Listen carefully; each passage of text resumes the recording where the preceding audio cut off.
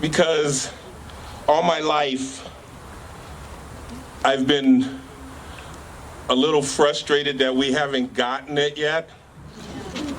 And I remember when I came here, I'm part of what we call the green turf. I played football when the turf was actually green. So it's been a while, but I remember my recruiting night when they brought me here to impress me about Boise. I was at the one Capitol Center where the Eric Club used to be, and their members gave us dinner. This is not my 4 minutes, by the way. And their members gave us dinner, and they said, how do you see yourself here? And I looked out the window from up there, and I said, I see myself as somebody who someday will have something to say about how things are going here. So, and I've been here ever since, so we'll just go from there. I want to apologize for what I'm about to say ahead of time.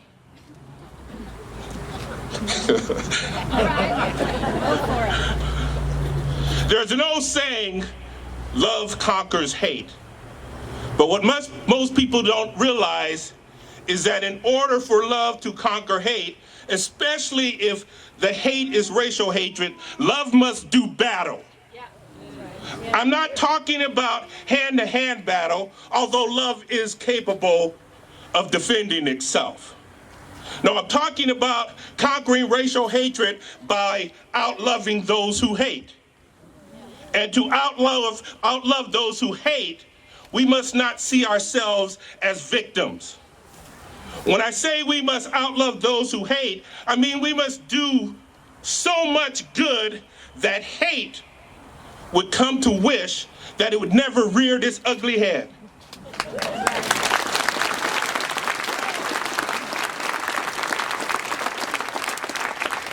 The Tree of Life Synagogue in Pittsburgh, Squirrel Hill neighborhood, the series of packages containing suspected pipe bombs sent to prominent Democrats, the 2 black people killed at the Kruger store in Kentucky, and the imprisonment of children, keeping them from their parents, are all acts of racial hatred. And it is shamefully disgraceful. Love needs to defeat hatred. And the best way for love to defeat these acts of racial hatred is to unite. We must show no fear and fight, using the #1 tool of the human race, love.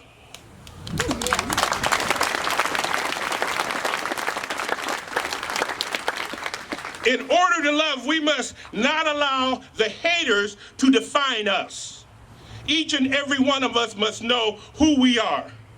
We must be proud and never be ashamed of who we are.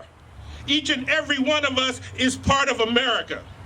And being an American should not mean giving up who we are. And as an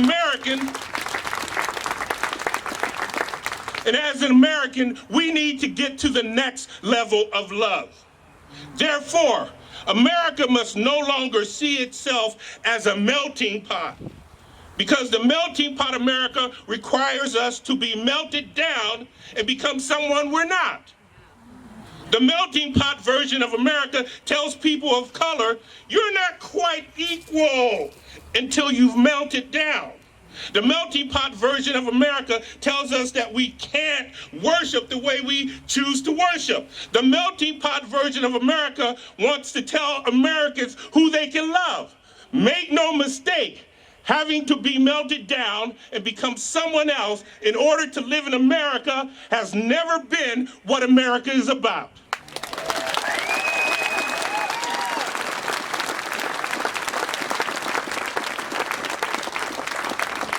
America should be like a big, all-encompassing salad. In a big, all-encompassing salad, every ingredient makes the salad better. In a big, all-encompassing America, we can be Jew or Gentile, and America is still the better. In a big, all-encompassing America, our skin can be any color, and we're still able to contribute to America's potential greatness.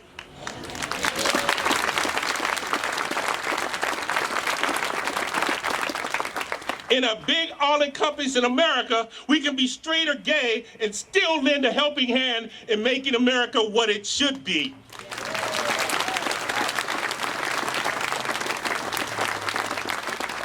In whatever part of America where love conquers racial hatred, that part of America will become great.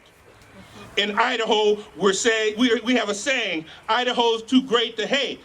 Yet, this week, the news showed some Idaho educators dressed up like the border wall, complete with "Make America Great" written on them. The same news story showed educators dressed up like Mexicans, complete with fake mustaches. To stop racial hatred, we must educate everyone, including educators.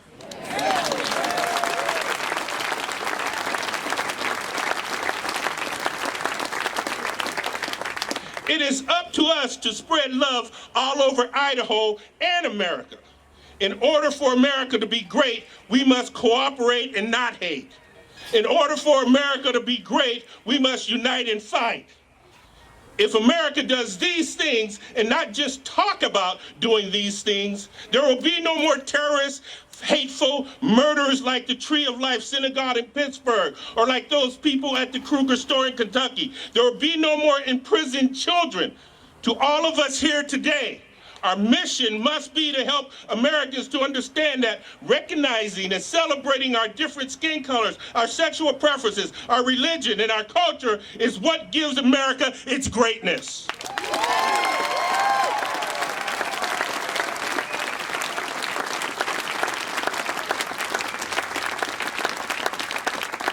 When we as a nation do these things, then the old saying becomes true. Love indeed conquers hate. Thank you.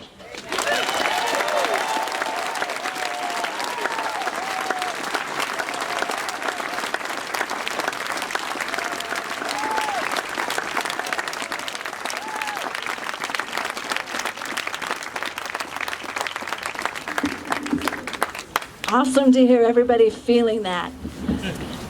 Next up, we have Belinda Bowler, who is a teacher at the Foothills School right now.